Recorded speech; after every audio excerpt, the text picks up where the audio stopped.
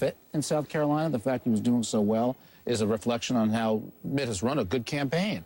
But this is a Newt state. Donna, I saw you saying you think he will. I think he can. I do believe this is one of those states where you don't really need an organization in place. I think Newt Gingrich can win this state simply by the momentum that he has generated in the debates and the fact that he is from a neighboring state. You know, it's sort of interesting on the sort of the grandiosity. So in my BlackBerry, like 3 minutes after Rick Santorum spoke about Newt Gingrich's grandiosity, came an email from the Romney campaign, which said, a selection of Speaker Gingrich's thoughts over the years. And the first quote was, of course, Gingrich on Gingrich, I think I am a transformational figure, which those of us who covered Newt Gingrich when he became Speaker know that he always spoke of himself in the third person as a transformational figure.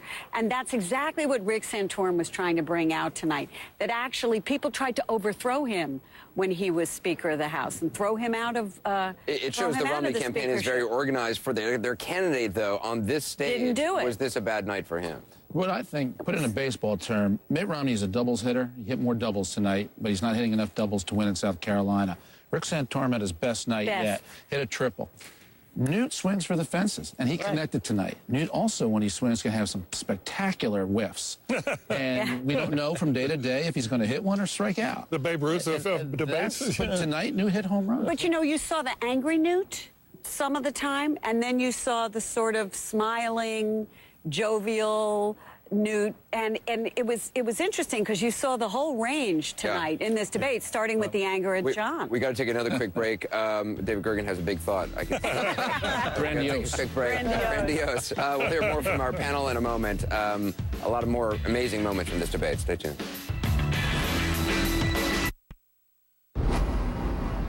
Well, let's take a closer look at some of the claims made on the stage tonight here in North Charleston. We are keeping them honest, starting with a statement from Rick Santorum. Tom Foreman joins us with that. Tom? Yeah, hey, Anderson. When they weren't picking each other apart out there, the Republicans went after the White House, and one of the sharpest attacks came from Rick Santorum on President Obama on both his relationship to the military and to social programs. Listen. And the President of the United States can't cut one penny out of the social welfare system, and he wants to cut $1 trillion out of our military and hit our veterans, and that's disgusting. There you go. Can't cut one penny. That's what he had to say. But let's take a look at some of the facts that are involved here. In truth, when you look at what the president has done, he's actually had some circumstances where he has proposed $580 billion in cuts, including big cuts from Medicare, cuts from Medicaid and other health programs, $42 billion from federal worker benefits. I guess it depends on what you're defining as welfare programs or social benefit programs, whatever you want to call it there. So the fact is he has proposed many cuts there. Beyond that, though, let's go to this question of the military, which I think really matters in this case. If you look at the military, what we see is that the president, in fact, has been talking about military cuts, but half of those cuts are automatic, because remember the whole super committee thing in the fall? If they couldn't come to a deal, there were going to be automatic cuts. Those cuts are there. That's not really on the president's plate so much. It's on all of Congress's plate. Some of these are related to the scale down of Iraq and Afghanistan. Some of the cuts are there. And, by the way, Veterans Administration funding was up under President Bush, and it's up under President Obama. The bottom line in all of this, Anderson, is if you look at all of this, you have to say that we're going to give it a rating of false. All right, Tom, we'll continue to check in with you. There were a lot of riveting moments tonight. The audience played a role in a number of them, including this one, a tough question on taxes for Mitt Romney. Yeah, Mr. Speaker, you talk about all the things you did with Ronald Reagan and the Reagan Revolution and the jobs created during the Reagan years and so forth. I mean, I looked at the Reagan diary. You're mentioned once in Ronald Reagan's diary. And in the diary, he says you had an idea in a meeting of young congressmen, and it wasn't a very good idea, and he dismissed it. That's the entire mention. And, I mean, he mentions George Bush 100 times. He even mentions my dad once. So there's a sense that Washington is pulling the strings in America. But you know what?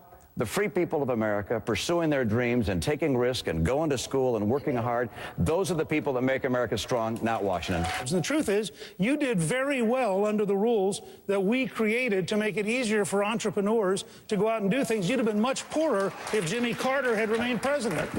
Let me just tell you, Mr. Speaker, you're a speaker 4 years. Right.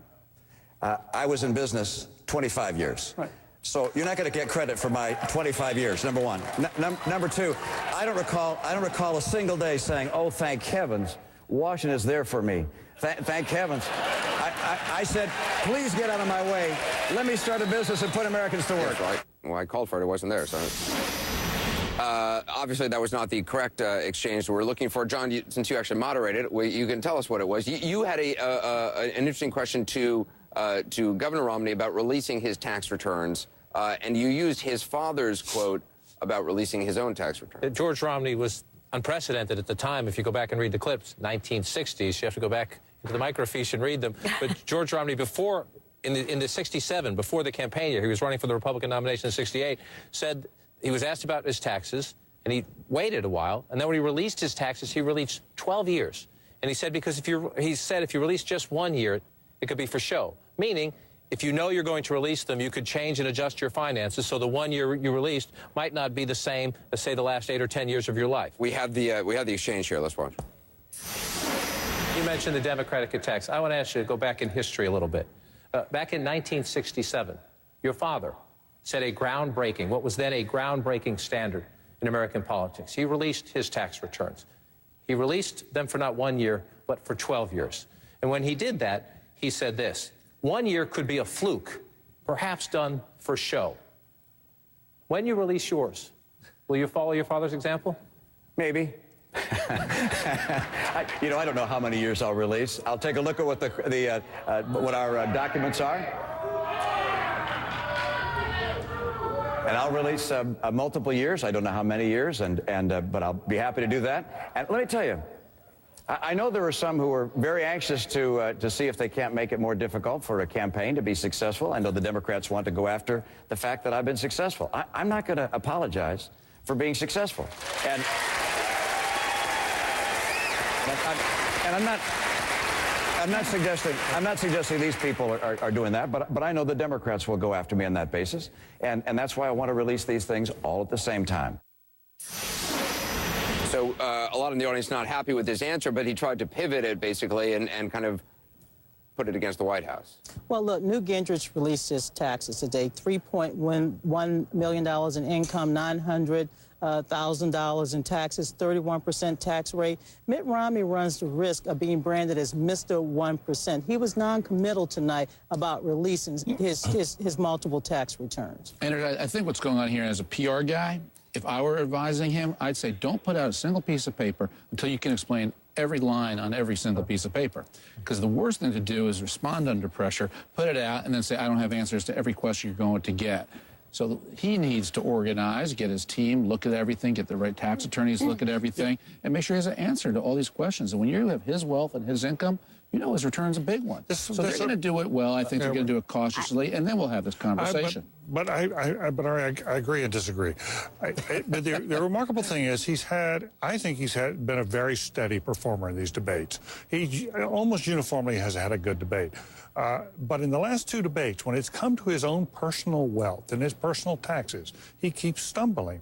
And long before he releases it, he needs a firm sense of what he's planning to do. He keeps morphing. Every few minutes, you couldn't even tell tonight. He kept morphing. He started out, maybe I'll release one, then I'll release 1 year. Now tonight's multiple. It's not a surprise this is an issue. He knew this from 2008. Yeah. He knew it coming into the race this time. And he's right that it is the Democrats and the White House and the Obama campaign that for months have been pushing this issue. His problem is some of his Republican rivals have adopted it. When he came out of New Hampshire with the win and they were looking for new ways to try to stop him here, you had Governor Perry, Senator Santorum, Speaker Gingrich. So, and if you talk to any of the campaigns, why has the polling changed? Why has Speaker Gingrich getting momentum? Why is Governor Romney coming down a bit in the last 3, 4, 5, 6 days in South Carolina? They say his answers on this question are a driving force in it. Not just that, but one of them.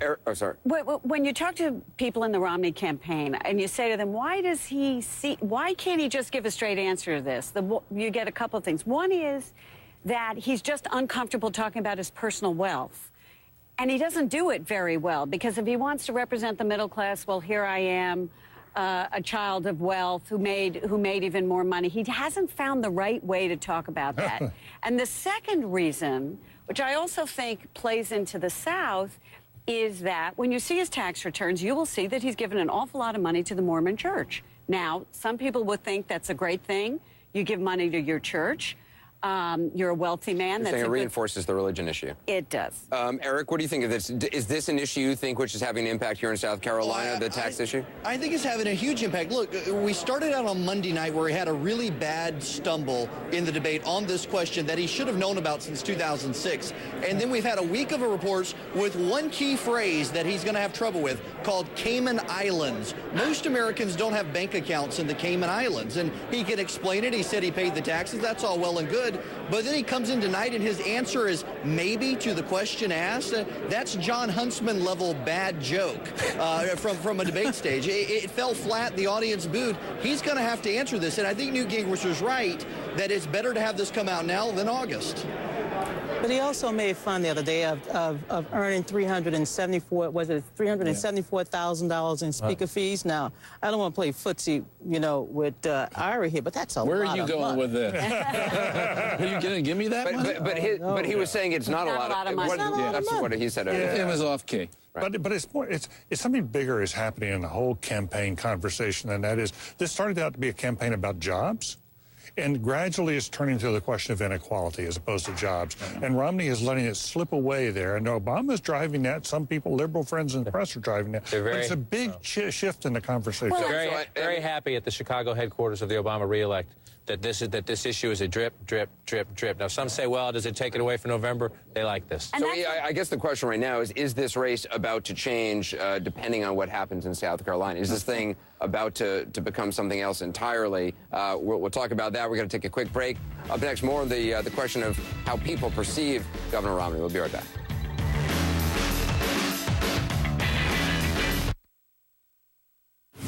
The Speaker's rendition of history going back to 1978, his involvement in Washington, is, in my view, a perfect example of why we need to send to Washington someone who has not lived in Washington, but someone who's lived in the real streets of America, working in the private sector, who's led a business, who started a business, who helped lead the Olympics, who helped lead a state. We need to have someone outside Washington go to Washington. That was Governor Romney talking about real-world experience with questions being asked about how well he connect with real people. Let's bring in our panel again: John King, David Gergen, Ari Fleischer, Donna Brazile, Gloria Borger, and Eric Erickson. Eric, that whole debate over Bain Capital, is that one that is still resonating here in South Carolina? I think it is to a degree. And the degree is, even at the evangelical meeting in Texas this past weekend, the issue came up and a lot of people want to defend capitalism, but they kind of understand, a lot of the preachers in the room, how do you make money when you lose and how do you make money when you win at the same time? And then it goes to the answer he said tonight, we want someone who grew up in the streets of America. And, I scratched my head and said, which one of your 5 houses in the streets of America? Is Martha's Vineyard really the streets of America? That's a fair point. Eric's not a Romney fan. I'm not a Romney fan, no. But it leaves a lot of people with that question. Yeah. He has been, the reason I think when he stumbles a bit in a debate that it's even more surprising is because he has been such a good, consistent debater over the course of this campaign. And he has corrected mistakes very quickly in this campaign. There is something about the last week, something about the tax question. We don't read minds. We don't understand the strategy. And they had a couple-week period when Gingrich first surged. The Romney campaign seemed off the track a little bit, and they were complaining about the coverage and things like that. Then they got back into a pretty good footing. They come out of New Hampshire with a head of steam. There's just something, and the campaign veterans would probably get it. I try not to climb into people's heads, but there's just something going on in that campaign that has them a little off right now. Yeah, he's having a hard time with the language he uses, too. Remember going back to the debate when the $10,000 bet that he made, taking $374,000, Donna was saying, and saying, well, I earned this in speeches, but that wasn't really very, very much. And it's sort of disconnected from the middle class. And so I think, historically, as John pointed out earlier, we have elected a lot of rich people to office. But those are people who have connected with the middle class. They have had an emotional connection and they've had an empathic connection. And that's what's somehow not working for them. Well, let's talk about where the race goes now. I mean, let's just play this out here, because there had been a lot of talk, 2 weeks ago, which seems like a lifetime ago, that, it could be over after South Carolina. It certainly, does it feel that way tonight to you? No. To use the baseball expression we started with here, I think we're going to head into the 4th inning, and there's going to be 2 other players on the field, maybe 3. So people thought maybe the game would be over here after 3 races, 3 innings, and Romney would win it. If he wins in South Carolina, that's the likelihood. I don't think that's going to happen.